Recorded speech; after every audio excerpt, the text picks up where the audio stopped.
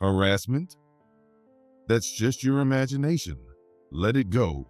Jim spoke harshly to my concern. Just when I thought I could rely on my husband back from his business trip, I couldn't believe how cold he was. It's one thing if it's just me, but what if something happens to our kid? As the identity of the person remains unclear, my anxiety and unease only grow. I won't bother you, so we divorce. Jim said lightly. When he came back, Jim was in an unexpected condition. The small plane he took during his business trip had crashed, leaving him paralyzed from the waist down. His parents looked panicked. It seems they're thinking they can't take care of him at their old age, neither financially nor physically. But Jim, far from worrying about his future, smirked. Annoyed by his transparent motives, I confronted him with the truth. What? We're already divorced, aren't we? Your mistress will take care of you, right? It's time to give back all the discomfort, the sadness, and the anger I've felt over the years. My name is Sarah, a 50-year-old housewife. Currently, I live with my husband Jim. But effectively, it feels like I'm living alone. Jim travels a lot for work. Thanks to that, I ended up raising our only daughter almost single-handedly. I'm not without my complaints, but I've managed to get by since he's working. Since our daughter got married, I've had even more time on my own. I've been getting better at spending my time alone, like collecting my favorite dishes or growing herbs in the garden to make herbal tea. Even if I redecorate and change my hairstyle, Jim, when he comes home, hardly seems to notice, which is disappointing. Still, I was looking forward to traveling together once Jim retires. I wonder what Italy is like. Which is more comfortable, Switzerland or Italy? I muse as I flip through a travel brochure, dreaming of a future trip with my husband. Jim, accustomed to international travel, would surely have a lot to tell. I had hoped. Little did I know that such an event, overturning the many years of our marriage, was about to occur. But first, let me take you back a bit. It all started over 15 years ago when I had just entered my 30s. Now that our kid is in daycare, it should be okay for me to travel for work again, right? Starting next season, I'll be traveling just like when I was single. Jim suddenly announced. During his single years, Jim spent about half of the year away on business trips to distant states. To continue at that pace meant he'd be absent quite a lot. Back then, our daughter was just over 3 years old, and I had just returned to a part-time job. Jim used to come home early in the evening to bathe our daughter and wash the dishes after dinner. A cooperative husband. The sudden disappearance of that support was, of course, shocking. If he's away often, not only housework, but everything else would fall on me alone. Whether our child got sick, or if I became ill myself. Wow, that's sudden. Our daughter is still so young. Hey, can't you at least cut it down to half as much as before you were single? My family lives quite far away. Not an environment where I can rely on them immediately. Jim's family is closer, but still an hour away. They are a bit far away to call in an emergency. I felt quite anxious, but Jim just frowned. Can't help it. I've been holding off because of our family. I'm working for us. Don't complain. Indeed, there was a vast difference between Jim's income and mine. When he says it's for the family, there's not much I can argue with. Ultimately, Jim quickly resumed a life filled with business trips. When he wasn't traveling, he'd come home late, and the time he spent at home decreased significantly. Sometimes he even went on international business trips. I appreciated the souvenirs, but the long periods apart were inevitably lonely. We haven't had much time together lately. I wish we could have some time just for us. But Jim just laughed it off and didn't take it seriously. Instead, he took me out to eat with our daughter. I was happy to have a break from household chores and enjoy a good meal, but still, it's frustrating not being able to be together. That kind of life continued for about 2 years. When I went to pick up our daughter from daycare, I was told something unexpected. Your daughter said she doesn't have a dad at home. Are you guys living separately or something? The young teacher asked me cautiously. She approached me secretly when no one else was around. Realizing she suspected separation or divorce, I hurriedly explained. No, that's not it. He's here. But he comes home late, and he's on business trips a lot. My daughter seems to think of him as someone who comes to play occasionally. I think she knows he's her father, but she meant that she rarely sees him at home. The teacher understood and apologized, but I felt a tightness in my chest. The cooperative man from when our daughter was a baby was gone, and recently Jim had become a husband who hardly participated in parenting. For our daughter, he might as well not be there. I continued to raise our daughter alone, and as she was about to graduate from high school, strange things began happening around me in my mid-40s. I started receiving persistent harassment. At first, I thought it was my imagination. The flowers at the entrance began to wilt easily, and just when I thought they had bloomed, they were torn off. I'd also find garbage thrown in our small yard. The tires of my bicycle, which I had just pumped up, were inexplicably flat. Upon closer inspection, several nails were stuck in them. The doorbell rang, so I looked through the monitor, but no one was there. I hesitantly opened the door after a while, and what met my eyes was a big drawn line. Someone had scribbled with a black marker on our white wall. When I asked the neighbors, it turned out that my house was the only one experiencing this. It finally dawned on me that someone was deliberately targeting my house to cause harm. No one had seen any suspicious figures, but it was creepy not knowing who it was. I immediately consulted Jim, scared, but his response was unbelievable. Harassment? That's just your imagination. Let it go, He said as he loosened his tie, clearly showing his annoyance. I was disappointed that he didn't offer to help. I couldn't help but grumble. You could at least listen to what I have to say. You've been so cold lately. This is your home too. And what if something happens to our child?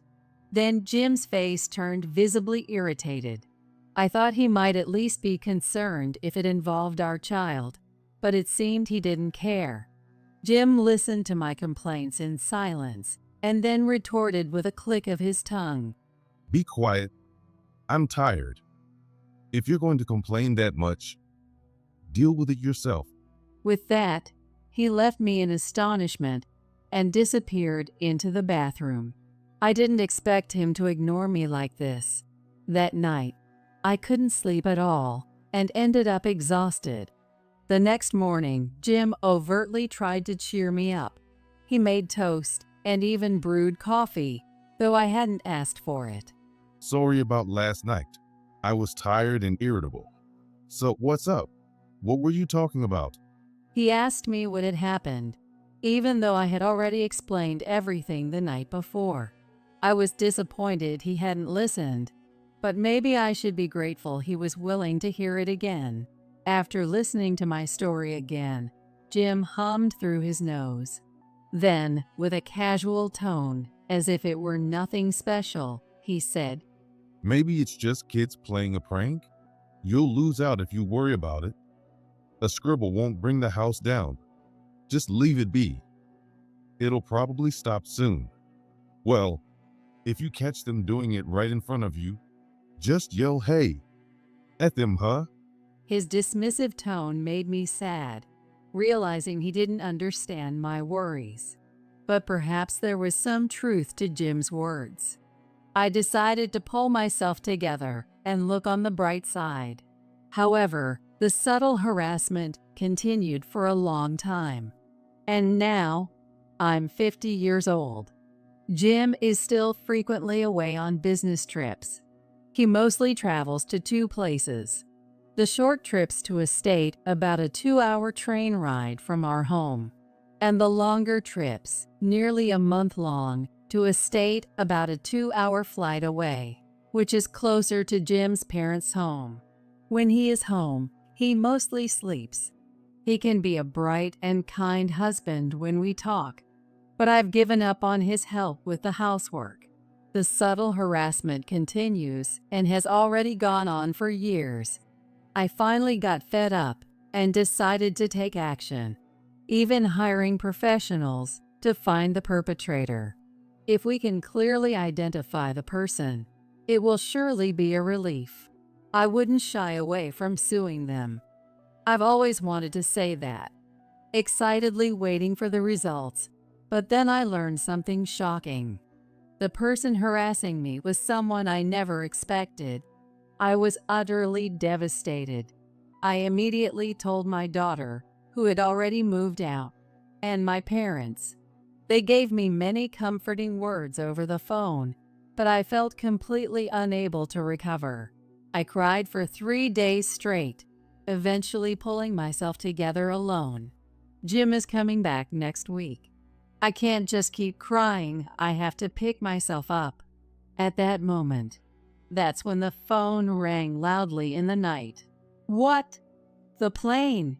The plane Jim was on during his trip to another state had an accident. All passengers were seriously injured. It was a miracle he survived. Jim regained consciousness quite soon, but he wasn't unharmed. He suffered a head injury, and the left side of his body was paralyzed. Since the state is close to Jim's parents' home, they went there first. Understood. I'll be there tomorrow or the day after. I packed my things in a hurry. Despite being unaccustomed to the journey, I managed to make it to the hospital. As I approached his room, an unexpectedly cheerful voice reached my ears. Lucky to be alive. My right hand's still good. I sighed and opened the door. Jim was wrapped in bandages around his head and arm, but seemed surprisingly well, which was a bit of a letdown. Noticing me, Jim managed a somewhat awkward smile. His parents noticed me and stood up to greet. Sarah, we're going to be a burden on you from now on. His mother, Bonnie, told me that. From now on, huh? I murmured to myself. I must have looked quite stern. Then Jim's father, Michael, said gravely, It's tough to burden a wife at this age. If it's too hard for you to care for him alone, we understand if you want a divorce. His voice was filled with pain. I almost interrupted him, saying not to talk like that. As I bit my lip to hold back, an incongruously light-hearted voice was heard. So Dad agrees too. I think the same. Let's get a divorce since we don't want to be a burden. It was Jim who said so. Despite his severe condition, Jim was grinning, not seeming anxious about his future at all. This bizarre scene even startled his parents, but I already knew why Jim was saying such things. Fuming quietly, I finally spoke up. What? We're already divorced, aren't we? Your mistress will take care of you, right? What? Michael, who had been half turned to face me, looked shocked by my words. It must have been a bolt from the blue for him, so his surprise was understandable. Jim's face froze in a half smile, clearly not expecting that I had found out. Beside me, Bonnie looked shocked to hear about the divorce, but showed a different kind of surprise when she heard about the mistress. What? You mean from that time? Bonnie sharply slapped Jim's immobile leg. Michael and Jim looked bewildered. Bonnie's reaction was unexpected for me too, so I decided to ask her for more details. "Bonnie, did you know something?" Bonnie sighed deeply. She opened and closed her mouth lightly, searching for words. I waited silently until she began to speak. Occasionally, I pressed down on something I had brought with me in my bag to ensure its presence. Finally, Bonnie, glaring intently at Jim, told me this story. One time, when he came to visit home because he was nearby on a business trip, right after he left, I also had to go out for errands, and there he was, walking intimately with some woman I didn't recognize near the station. He said she was his colleague then, but she was a tall young woman with dyed hair and long nails. Hearing the description, I knew immediately who it was. I took out an envelope marked "Investigation Report" from my bag. Selecting one of the bundles inside, I said indifferently, "Oh, that one must be Kayla from another state. Maybe she came along for the trip? It's not far, and I believe your home area is a popular tourist spot, right?" Michael, wide-eyed, took the first bundle. Inside were several photos of Jim, looking a bit flashy and cozy with a young woman. Bonnie also peered over, her face looking like it was the end of the world. Suddenly, Michael seemed to realize something and muttered. Did you say that one? I nodded slowly. This was indeed the reason for my utmost despair and resurgence of anger. Jim had a mistress, and not just one. He wasn't just with one mistress. There were at least two, and several one-night stands too. I had already prepared the divorce papers, so he was probably planning to marry one of them after divorcing me. By the way, the other woman is an older lady named Jessica, quite wealthy and single. I pulled out the second bundle. This contained photos of a distinctly different type of woman from the first, looking enraptured as she leaned on Jim. More images clearly indicated their relationship. Even Michael had to look away. "So, that divorce form you had in the closet, I've taken the liberty of using it. Kind of me, right? A chance to divorce without alimony. Let's get married. You even mailed that to Kayla. You should be pleased." As I said this, Jim made a face I had never seen before. The shock might have been from finding the divorce papers, or perhaps it was from knowing the content of the emails I mentioned. Jim turned his face towards the wall, remaining silent. Even though he might want to escape, his body won't move. That's probably the only form of escapism he can manage now. Thinking about it, it is pitiful that he's become disabled. However, I have no intention of showing mercy.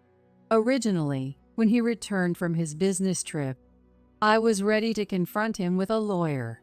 Things have changed a bit, but it just means that Judgment Day has come a bit sooner. I gave him another blow. "Come in, Kayla," I called out into the hallway. Then, a tall young woman with flashy nails and makeup entered. It was none other than Kayla, one of his mistresses. Standing beside me, she looked at Jim in his terrible state and grimaced. "Gosh." Jim turned his face away from the wall and looked at us, startled. "Can't believe it? I actually had a detective agency track you down." Kayla walked into the room, clearly in a bad mood. Perhaps the inappropriate scent of her perfume indicated she was due to start work soon. Kayla is a nightclub hostess, moderately popular. "You said it wouldn't come out. I can't cover this month's rent because of the alimony. It's really annoying." She spat out angrily. After learning from the detective agency that he had two mistresses, I heard even more details. It seemed that Kayla wasn't really serious about Jim. So, through a lawyer, I settled things with Kayla first. She easily admitted to the affair, apologized, and said it was all just part of her job. When I mentioned the divorce and demanded alimony, she paid up without any fuss. It seemed all too practiced. When I promised not to tell her family or workplace if she provided evidence of the affair, she agreed with a big smile.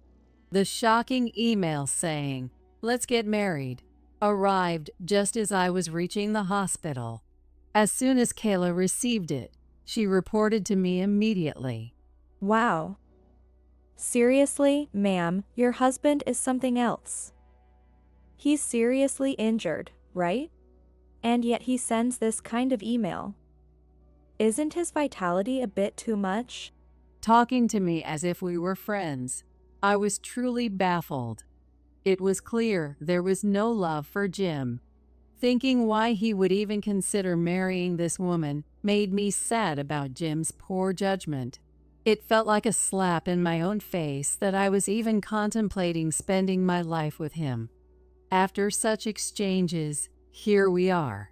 Seeing Jim, who was still clueless about the situation, I deliberately asked, "Kayla, are you going to marry Jim?" Absolutely not. You're banned from my bar. So never coming back. Kayla scoffed in a manner only a true femme fatale could. I felt sorry inside and glanced at his parents. As expected, Michael was furiously red, and Bonnie started sobbing miserably. Amidst this, Jim, completely misreading the room, let out a pitiful plea. Wait, let's get married. You're young. Have my children. His words sounded slightly slurred, perhaps due to paralysis around his mouth. Even so, to suggest such a thing after becoming paralyzed. While not like Kayla, his vitality did seem excessive. No way. With just those words, Kayla dismissively cut him off and sneered. Then, she turned to me with a glossy smile, giving me a meaningful look. Seeming to want me to say it, I reluctantly informed Jim. "Kayla's actually getting married to a very wealthy man soon. You were just a client, not a lover at all." She acknowledged the physical affair, though. Watching Jim's reaction, his face drained of color as he was struck speechless. It seems he was completely unaware of everything. At that moment, Michael raised his voice, sounding close to tears. Can't you even tell when someone is serious about you? Kayla, having finished her business, bowed to me and left the room. Jim called out, "Hey, and wait," but she didn't even turn around. "Well, you were hoping Kayla would take care of you. Too bad that didn't work out," I said slowly, emphasizing each word. Jim's lips trembled. Perhaps he was panicked. I could see sweat beginning to form on the tip of his nose, which hadn't been there before. "You still have Jessica. Why don't you call her?" "I've checked, and she's living in the next district. It's a bit far, but she can make it within visiting hours."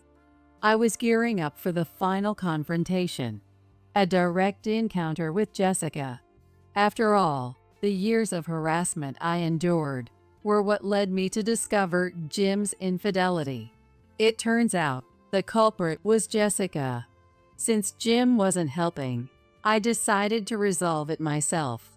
With the little money I had from my part-time job, I hired a detective agency to find the perpetrator, and it turned out to be Jessica, a woman nearly 70 years old living in the next district, with whom I had no prior acquaintance. However, I knew the name of the area. It was one of Jim's frequent business trip destinations. I had them investigate whether Jessica had any connection to Jim. Initially, I wondered if she bore some grudge, but it turned out to be an affair. I couldn't have imagined Jim would be involved with an elderly woman, almost old enough to be his mother. Despite being shaken, I asked for further investigation to see if there were more crimes, and the evidence just kept coming. Overwhelmed by the situation, I had them also check our house. Finding the divorce papers made me feel as though God was on my side. Jessica is quite an older woman, very wealthy. Seems she's contributed quite a bit to him. Not a penny has come my way, though. I explained to his parents while Jim averted his eyes. But as I finished speaking, he defiantly said, Yeah, that's right. That old lady is totally smitten with me. As you said, she's got money. Even if she's old, she can hire a caregiver. I'll leave my nursing to her. Since Jim couldn't use the phone by himself, I helped him operate the smartphone. The thought that this was our last cooperation as a couple, I was utterly distasteful. Bonnie was already crying inconsolably. It's not surprising to hear that your own son has not one, but two mistresses, and one of them is about your age. It would bring anyone to tears. I'm in the hospital because of a plane accident. Don't worry, I'm alive. Just a bit of trouble with my body. Can you come now? My parents are here too, and I'd like you to meet them. Jim said in a feeble, coaxing tone. Considering his attitude just moments ago, it was the worst feeling. While waiting for Jessica to arrive, which would take a few hours, I stepped out of the hospital room with his parents. We talked about what comes next over some chilled coffee. His parents apologized repeatedly. I hold no grudge against these two, but I did tell them that it's best if our paths diverged here. Eventually, Jessica arrived at the hospital room full of energy, unaware of the chaos she was walking into. Yet, considering the long harassment she inflicted on our family, I thought it fair she feels a bit of discomfort. You. As Jessica walked into the room and saw me, her eyes narrowed angrily. She approached me aggressively, spitting as she yelled, Why is his mistress here? I was taken aback, momentarily not understanding what was being said. But as soon as I grasped Jessica's meaning, all the pieces fell into place. Did you not know that Jim and I are married? Jessica's eyes widened in shock, and her mouth fell open. I bit my lip in realization. Then Michael asked her, What's going on? You are Jim's mistress, aren't you? The woman here, Sarah, she's legitimately Jim's wife. Jessica stood frozen, her expression one of utter confusion. I wondered if she was okay, but then she staggered. I tried to catch her, but she pushed me away. Bonnie, who had been crying, offered her a chair, and Jessica collapsed into it weakly. Jim, though looking uncomfortable, cleared his throat and addressed Jessica. Jessica, well, actually, we're already divorced, right? His question was directed at me at the end. I nodded reluctantly since the divorce papers had already been submitted. Then Jessica sharply looked up. How long ago was that? We divorced this morning, I replied without missing a beat. And at that, Jessica collapsed completely. Jim, who had summoned her, struggled to comfort her. As we waited for Jessica to calm down, the visiting time ended.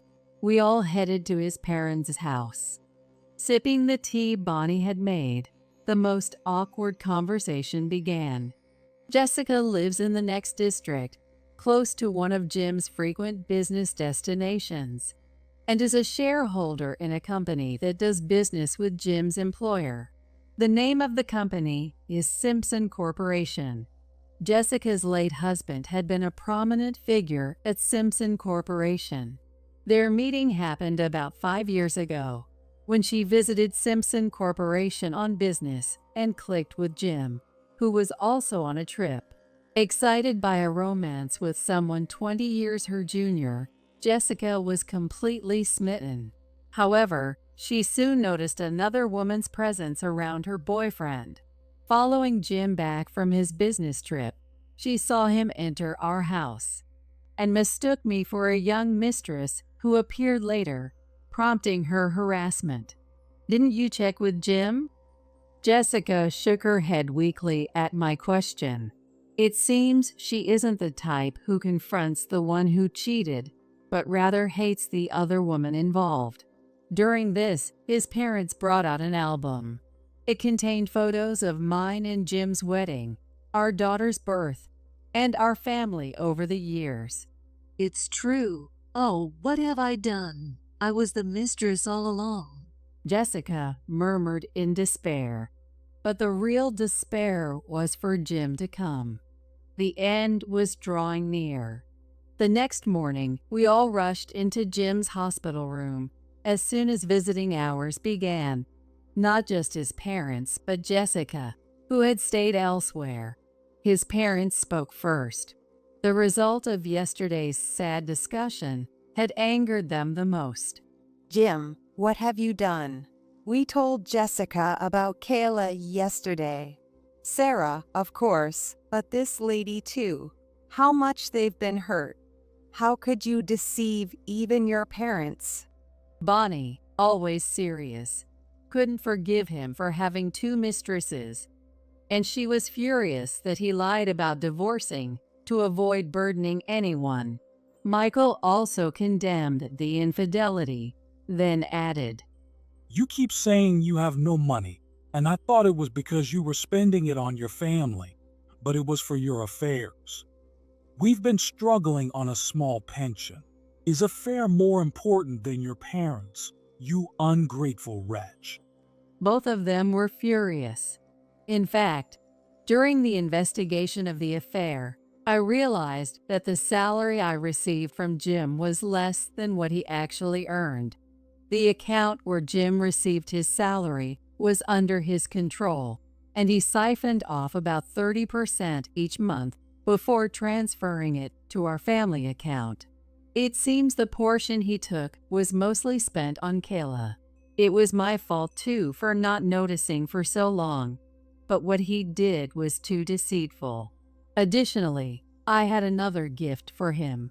In the form of a final blow, I played this recording for Jessica. I said as I played back Jim's words recorded in this hospital room yesterday. It was the exchange when I told him to call Jessica, primarily for her to hear. Yeah, that old lady is totally smitten with me.